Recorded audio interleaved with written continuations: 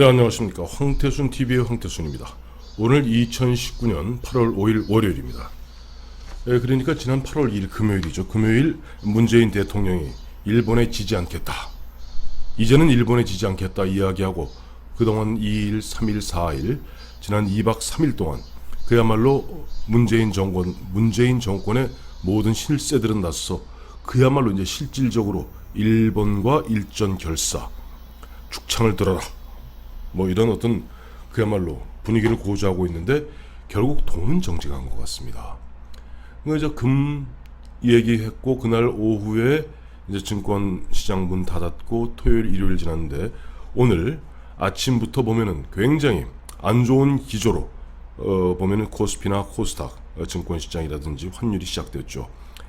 지금 시간이 대략 오늘 8월 5일 오후 1시 45분경입니다만은 지금 코스피 지수는 이미 1960선이 32개월 만에 허물어져서 1시 45분 현재 코스피 지수는 1953.73으로 44.4포인트가 빠졌고 퍼센테이지로는 2.22%가 급락했습니다. 또 코스닥은 이것도 30개월 만에 600선이 무너졌습니다. 지금 1시 45분 현재 코스닥 지수는 583으로 금요일에 비해서 32.16포인트가 빠졌고 마이너스 5.3%가 폭락했습니다. 반면에 환율은 치솟고 있죠. 1달러당 환율이 1214원 20전으로 금요일에 비해서 13원 70전이 급등했습니다. 결국 돈은 정직합니다. 아무리 문재인 대통령과 지금 문재인 정권의 실세들이 죽창을 들어라, 거북선, 애국가 부르고 이적과 애국으로 나누고 그 다음에 문재인 정권에 따르지 않는 사람들은 그야말로 친일 아니냐 하고 다그친다 하더라도 시장은 정직하게 움직이고 있습니다. 저는 오늘 그래서 문재인 대통령의 트라우마, 문재인 대통령이 지지 않겠다 하는 이런 이야기에 결국 문재인 대통령 머리를 지배하고 있는 어떤 트라우마가 작동한 것이 아닌가 하는 부분에 대해서 한번 짚어보고자 합니다.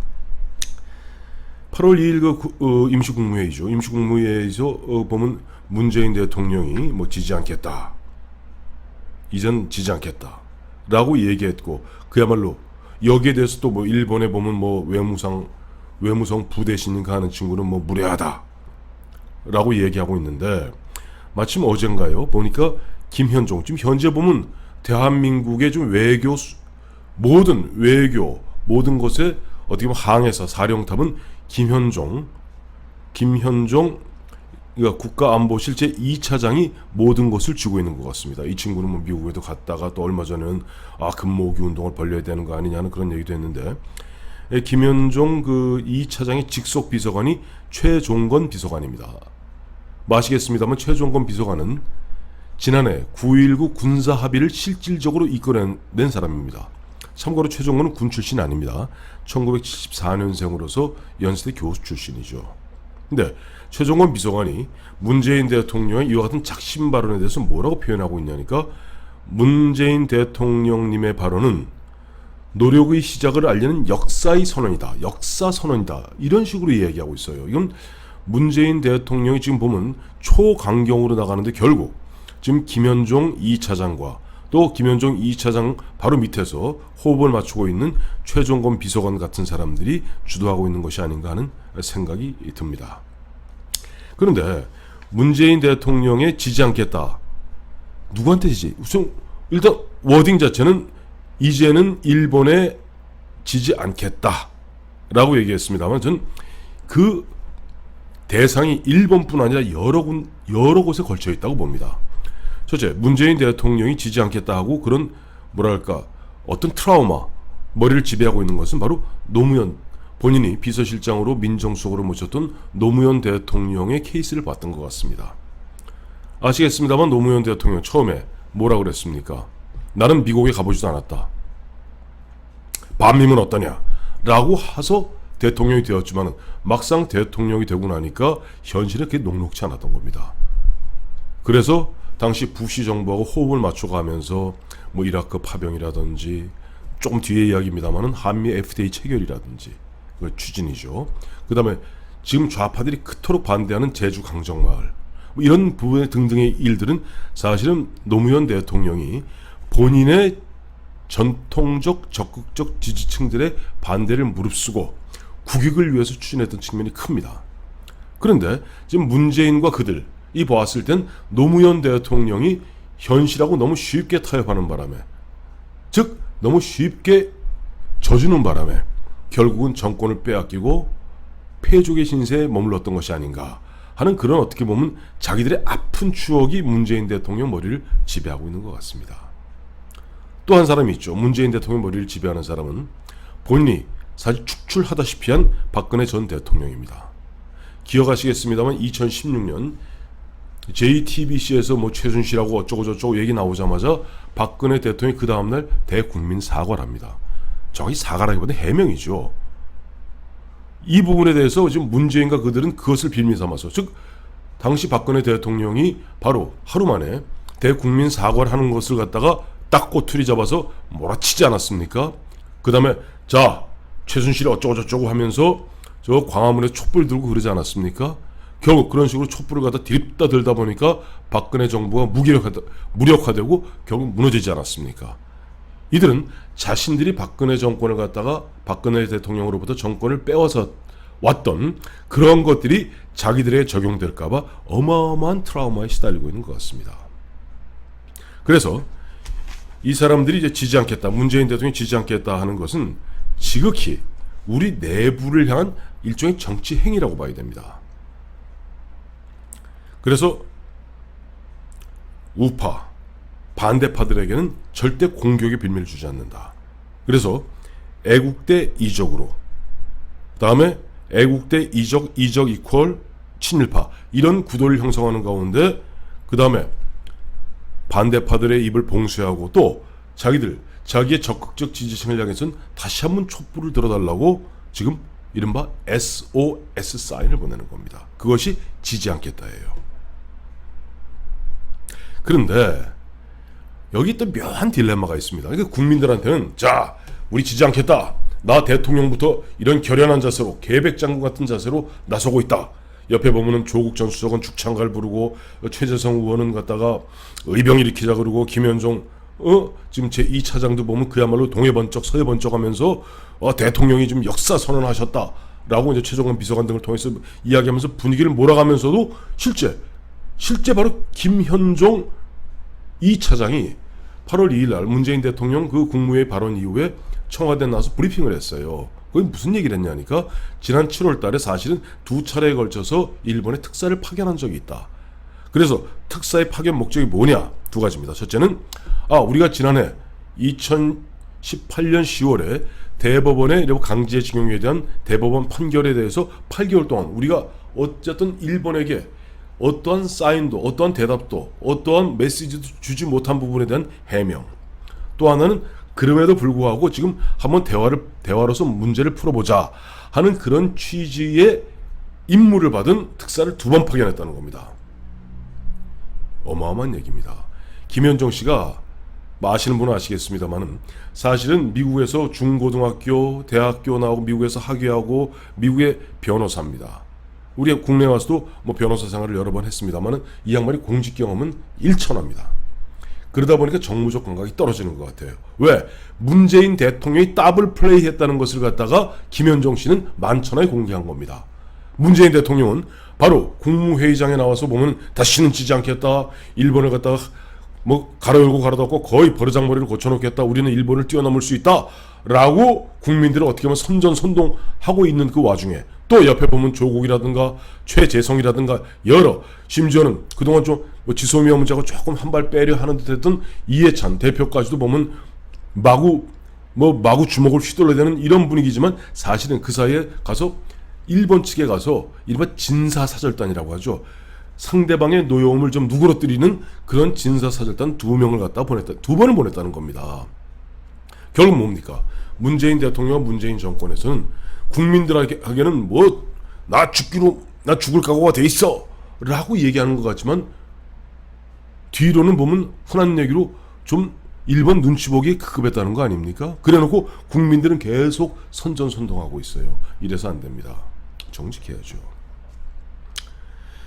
자, 그러면 이와 같은 더블 플레이를 하는 가운데 결국 문재인 대통령, 문재인 정권이 만약에 이런 식으로 더블 플레이하고 이런 식으로 뭐랄까 자기 스스로 뒷선을 끊고 일본하고 치받는 가운데 내는 총선까지 간다 했을 때 앞서 제가 모두에 말씀드린 대로 당장 8월 2일 금요일날 이야기했던 것이 시장을 갖다 닫았던 3, 4일 빼고 오늘 시장에서 나타나지 않습니까?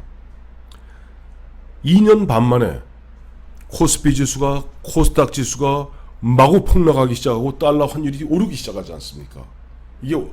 이건 불길한 징조의 시작에 불과할 뿐입니다. 자, 마침 또 보니까 오늘 신문 보니까 일본의 미쓰오 파이낸셜 그룹의 회장 사토 야스히로라는 사람이 지난 7월 중에 한국을 방문해서 이재용 삼성 부회장과 그다음에 최태원 SK 회장을 만나서 걱정하지 마시오. 우리가 돈을 갖다가 빼진 않겠습니다. 참고로 미쓰오 파이낸셜 그룹이 한국에서 굴리는 돈이 약 한 11조 7천억이랍니다. 일본에서 3대 그 금융 그룹인 것 같아요. 이건 뭘 의미하는 겁니까? 이미 실제 지난 22년 전 IMF 때 같이 일본 자본들 한 60조 가량 들어와 있는 일본 자본이 뒤로 빠질 수도 있다는 이야기입니다. 이렇게 되었을 때 많은 사람들이 걱정하죠. 야, 그런 가운데 보면 문재인 중앙정부, 박원순 지방정부, 무슨 정부, 이재명 지방정부 등에서는 이야마 포퓰리즘에서 돈 퍼주기 바쁩니다. 그러면 이렇게 얘기합니다. 이 자유우파 쪽에서는 야, 이러다가 우리나라 베네수엘라 꼴 나는 거 아니냐. 애청자 여러분, 베네수엘라가 망했습니까? 안 망했습니다. 1970년 말에 우리나라보다 4배 잘 살던 베네수엘라, 남아메리카에서 가장 잘 살던 베네수엘라가 지금은 전 세계에서 가장 비참한 나라가 되었습니다. 이른바 차베스의 후계자라는 그 운전사 출신의 마두로. 참고로 마두로의 부인이 차베스의 여비서 출신입니다. 이들 좌파들이 갖다 퍼주기, 포퓰리즘 하는 통에 베네수엘라는 그야말로 불과 40년, 30년 전까지만 해도 남아메리카에서 1등 국가였고 우리 대한민국보다 4배 내지 5배 잘 사는 나라가 지금은 남자들은 쓰레기통을 더 뒤지고 있고 젊은 여성들은 몸을 팔러 지금 이웃 나라로 갖다 몸을 팔러 나가고 있는 그런 비참한 나라가 되었습니다. 그런데 베네수엘라가 망했나요? 안 망했어요. 이런 부분들을 갖다가 이른바 좌파들은 여기에 꽂혀 있는 겁니다. 나라는 망하지 않고 나라가 거지꼴이 된다 하더라도 권력은 더 강해집니다. 마치 차베스, 마두로. 왜? 자기들 중심으로 이른바 자기들 좌파, 이른바 강남 좌파들이죠. 이 사람들은 크게 손해볼 게 없어요. 대부분의 서민들이 흔한 얘기로 거지꼴을 면치 못하는데 이 거지꼴을 면치 못할 때는 조금씩 그저 배급제 주듯이 당 모이 주듯이 몇 방울 물만 떨어뜨려줘도 국민들은 자기들을 갖다가 감사히 여기고 지지를 보냅니다. 그것이 지금 차베스가 나라를 망쳐놓고 베네수엘라를 망쳐놓고도 그 운전기사 출신인 마두로가 여전히 떳떳하게 당당하게 집권하는 그런 배경입니다. 그렇습니다. 지금 좌파들은 우리나라가 지금 보면 조금 경제적으로 어렵고 심지어는 베네수엘라 꼴이 난다 하더라도 민족 정기를 바로잡으면 된다는 그런 그럴듯한 명분 아래 사실은 자기들의 일당 독재, 장기 집권 독재를 갖다 꿈꾸고 있는 겁니다. 북한 보십시오. 북한에 인민들이 거지 같으니까 인민들이 저항할 생각을 못하죠. 그저 김정일이가 김일성이가 주는 당모이 같이 주는 그런 몇 개의 알곡과 물만 해도 감지덕지 않은 그런 노예 상태로 빠지게 되는 겁니다. 물론 자기들 중심의 집권은 더 공고해지는 것이죠. 자, 이와 같은 큰 그림이 보이는데 우리 국민들은 사실 상당수 국민들이 그렇게 가는 걸 알면서도 달리 방법을 찾지를 못합니다. 당장 오늘 제가 점심때 만났던 그분도 아니 이런 거예요. 아니 지금 문재인 정부에서 보면 그래도 한 달에 30만 원씩 주고 해서 조금 편하다. 이 포퓰리즘의 그게 마약 효과입니다. 그렇기 때문에 지금 문재인 대통령, 문재인 정부에서는 국민들을 향해서 굉장히 호언장담하듯이 결코 지지 않겠다. 결코 지지 않겠다. 우리는 이제 일본을 뛰어넘을 수 있는 능력이 있다. 뛰어넘을 것이다. 라고 헛바람을 잡습니다만은 현실적으로 보면 시장이 움직이면서 돈이 빠져나가기 시작하고 우리는 드디어 그동안 우리가 그토록 우려했던 남미 독재형 국가로 가는 것 아닌가 하는 우려를 지울 수가 없습니다. 오늘 2019년 8월 5일 그야말로 금융시장이 대공황, 대폭락을 갖다 맞는 모습 보면서 짚어드렸습니다. 감사합니다.